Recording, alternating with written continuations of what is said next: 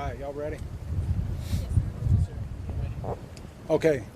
7:45. We just want to give another update. Again, some things are starting to come into focus a little more. Like I started off with earlier, it's very important to me, to y'all, to know that first and foremost, to start this healing process starts within, and that this community needs to love each other and pray for each other and pray for the victims and their families. That's most important, is to remember those people and to grab onto your loved ones tonight. I want to update you on what's happening right here at Medical Center and what we have going, and I've got some updated numbers, and I'll try to go through those quickly but accurately. A minute ago, earlier when I came out, I reported 14 here. That number is 13. One of the people we had was caught in the action and was not related to this incident. So the number is 13, okay? So I want to correct that the number is 13. Out of those 13, we have had 2 that have been treated and released. We have 7 that are critical. And when I say critical, most of those have been in surgery and are out of surgery, 7 of those, okay? Those are critical. 2 serious, 1 deceased, and we have 1 transferred, a pediatric patient under the age of 2 years old that was transferred out of here, okay? So I'll go over those one more time. 7 critical, 2 serious, 1 deceased, 1 transferred under the age of 2 years old, okay? 8, we've had 8 people total in surgery, and most of those are out and have gone very well. Let me just talk about our blood supply. We're getting a lot of calls about blood supply. Our blood supply currently is good. We're okay right now. We appreciate all the calls, and the outpouring has been nationwide. We're getting calls all over the nation about what's going on. And first and foremost, we want to say thank you for that, because that really shows the support that we have for each other. Our supplies are good. The blood is good. Let me just comment briefly on the families. I know there is a family gathering center that's been set up here in Odessa, and I'll get that in just a second, but I'll get that out. But there is a family center that has been set up for people to gather if they have any questions, okay? Y'all may know that already, but I just wanted to bring that out. But we're still on lockdown. I still think for the safety of our patients and the victims' families, that we need to stay on lockdown just to keep it under control. We hope to have that lifted before too long, but right now I think it's in the best interest to keep it locked down where it is, okay? Our staff has been amazing, but that's not the point here. The point right now is that these victims are being taken care of, and so we're just trying to do right by them, okay? Let me introduce just a few people that will take just a few questions, okay? This is Matt. He's our Chief Operations Officer. Matt's here. This is Dr. Bose, one of our trauma doctors. And I'm going to turn it over to Dr. Bose just for a second, just to talk about gunshot victims and what things like that are, and I'll let him speak to it in just a minute. We'll come back to me, then to Matt for any follow-up questions, okay? I'll hand it over to Dr. Bose here for just a second. Thank you. So first of all, our thoughts are with the families. And when a situation like this happens, it's actions that come together from preparation years in advance. So over the last several years, we've formed committees where we've coordinated the many elements that will be necessary here: police, sheriff, school departments, Odessa Fire and Rescue, where I'm the medical director, the emergency room, and other parties that are involved. Here, when everyone arrived, it was well orchestrated. We received 13 patients, and because of this preparation, we were able to call in our backups, anesthesiologists, operating room staffs, techs, nurses. This was a great team effort for everybody when the patients arrived. After they arrived, we were able to do the initial stabilizing maneuvers on everyone. And the emphasis I would give here, and I think a take-home point, especially for the national viewers, is I encourage everyone in every community, no matter what size, if you're in the middle of the desert, you're in an urban area, to prepare in advance. Unfortunately, it may not be a matter of if, it may be a matter of when, and for us, this preparation really helped us today. Our thoughts are with the family. And another thing I'd mention is whenever there is something on the national scale like this, it starts as a local response. It starts right there at the community. It starts with knowing how to stop bleeding. It starts with how to do BLS and chest compressions. And this is something that we as Americans can do, and we're encouraging this in the Midland Odessa community, and we really encourage this at Medical Center Hospital. And you guys out there, wherever you're watching nationwide, you can make a huge difference for people, because when they arrive here, the response can stay local. Because if you've practiced this, you don't need to call in the state. You don't need to call the governor. You don't need to activate FEMA and national, resources. So we can do this. We can come together, and I think our community here has shown how we can do that. And I think our families are going to come together, and we're going to become stronger from this. Thank you. Thank you. Let's turn it over to Matt. Matt.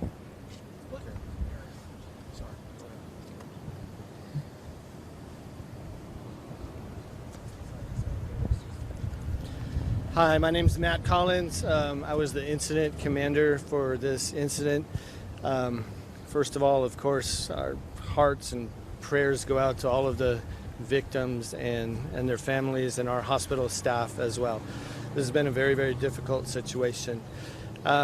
We really have 3 phases of operations inside the hospital when this happens. We have an activation phase, and then we have operational periods. We've just completed operational period 1 and 2, and at 7:30 we went into the final phase, which is a recovery phase, and that's where we start putting everything back together, getting back to normal operations, and taking care of our staff, and to continue to take care of those patients that have just gone through this horrific situation. So with that said, I'd be happy to answer any questions that I can. Of course, we're not able to release names or any information regarding the victims. Sir, for the one victim who was transferred, the child that was under 2 years old, were they transferred to Lubbock? Do you know the status of that child? I am not certain, but they were life-flighted to Lubbock or Children's in Dallas. Do we know if the person who was deceased here was part of the original 5 that were reported dead? My understanding, all I can tell you is we know that that person was involved in this incident and had a fatal gunshot wound. What personally was going through, your staff and your mind when patients started coming in and calls started coming in? What was going through your guys' mind as a hospital staff? Honestly, it's not a time for us to think a lot. We've done a lot of preparation for this day, and we work through these things in simulated situations several times a year. So everybody has a role that they fall into, and everybody fell into that role. And the hospital and all of the staff performed admirably, but ultimately we're here to serve those victims and the families, so it's not really about us today. I believe earlier the CEO mentioned that you have an area specifically for families. I know you're under lockdown right now, but is that area still open to families who are trying to get to the hospital?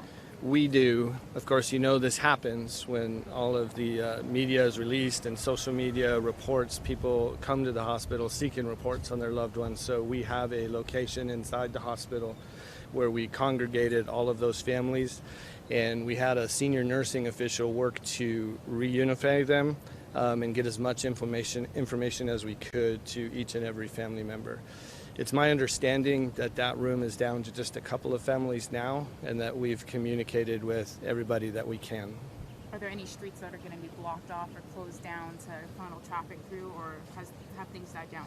We're going to keep the hospital into a lockdown situation until approximately 10 p.m. just for staff comfort and safety, but the hospital is back to normal operations at this time.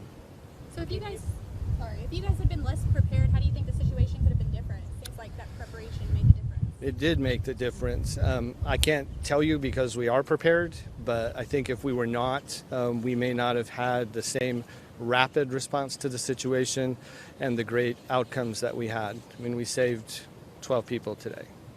Can you confirm that the hospital is in need of more nurses to show up to help with victims, or? We're using our own internal communication systems to make sure that we're adequately staffed for the unit for the evening. And yes, we are actually above normal staffing levels for this evening, going into the weekend. And the hospital is back to normal operations. As of right now, do you guys need more nurses or? Right now, it's being reported to us that we're fully staffed. We activate what's called call trees, where managers start them, then they call one person after another, and we had the exact response that we would have ever hoped for in the situation. Not only for nurses, but for doctors and all of the other support staff and police officers, security, everybody that we need to manage an incident like this.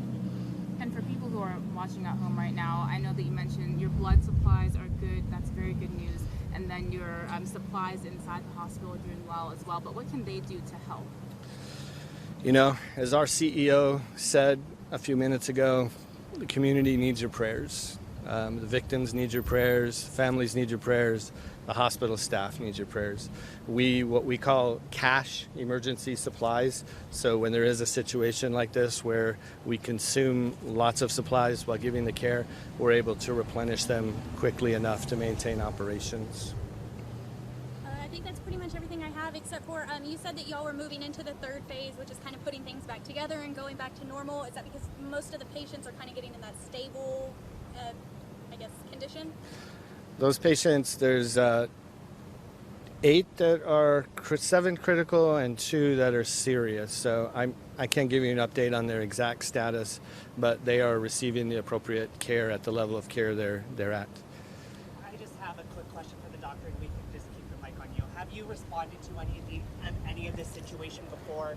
And when you did start getting the calls that this was happening, what, as a doctor, what went through your mind at first? First, I would emphasize that this is not about the doctor. It's not about us. It's about the family. But myself personally, I'm an Iraq war veteran. I served 12 years in the military and served in the Second Battle of Fallujah and Baghdad. And this is something that, unfortunately, I'm very experienced at, mass casualty situations. And this is what led us to form the preparation process with hundreds and hundreds of people that you are not seeing here that are very intricately involved in a situation like this. So as far as for the public out there, the message for them, I think what they can do to help, you know, we always say thoughts and prayers, that's great, but go out there, take a BLS class, go out there, learn about how to stop bleeding, go out there and practice safety. Don't text and drive. Don't do things where you put yourself and others in danger. And this is something that we can do as a nation to help here. Was there anything based on either possibly a weapon that may have been used or the ammunition that was used that made this worse than maybe a typical gunshot wound or anything else? So typically I can reliably comment on what's happening in the walls of the emergency room. So it'd be speculation about what is going on the streets and what streets are closed and what weapons were used. I don't want to say the wrong information, so. I have one more question. Yes, ma'am. Can you confirm any local law enforcement? Are there any police officers in the hospital right now who are either recovering in stable condition or in critical condition that you can say? I don't want to say the wrong information, but from my understanding of the situation, the vast majority came to Medical Center Hospital. We are the highest level trauma center for over 30,000 square miles in this region. So over 30,000 square miles. So the majority came here. There were a few that went to some outlying trauma centers as well. So who was an officer and who wasn't and who was where, it would be speculation on my end. Our end, we were just trying to do the basics, stop bleeding, resuscitate, and use our well-trained techs, nurses, staff, physicians, everyone to get the job done. I've got one more for you. Yes, sir. So going back to that preparation, you as a doctor, is there anything specific that you guys prepared that was super beneficial in the position of a doctor? These things don't just happen. You have to prepare. So everything from who comes in to where family members go, to how to keep ourselves safe, how to prevent wrong messages going out to the media, how to keep the calm and do this in a calm situation. This doesn't happen by accident. This takes years of preparation, and I encourage every community to do this. This is not an urban community here, but this happened here. And this can happen anywhere across America. And I think what I personally took from this is a team here in West Texas, in the deserts of West Texas, was maximally prepared at this trauma center to take care of everyone. And I don't think this is beyond us. Anybody can do this. Please be prepared. Thank you. I've got one more. I do have the information on the family center is located at a setup at Ector County Annex Building on 1010 East 8th Street. 1010 East 8th Street. And that's for the family center, the reunification center there, okay? Any other questions before we wrap this up?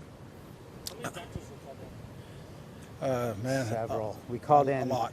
So we had our basic emergency department crew, and then on top of that, we have backup emergency department crew. But often you have to figure out the bottlenecks in your system, and this came from our preparation. The bottleneck may not be the emergency room; it may be the operating room, the anesthesiologist. So we prepared this in advance. Everybody was called in, from extra nurses, extra techs, extra, custodians. They may save more lives than anybody by preventing infection. So this is a team effort, and we were prepared for this, and the whole team was called in. Thank you. Just the last thing, we're gonna stay on lockdown till 10 o'clock.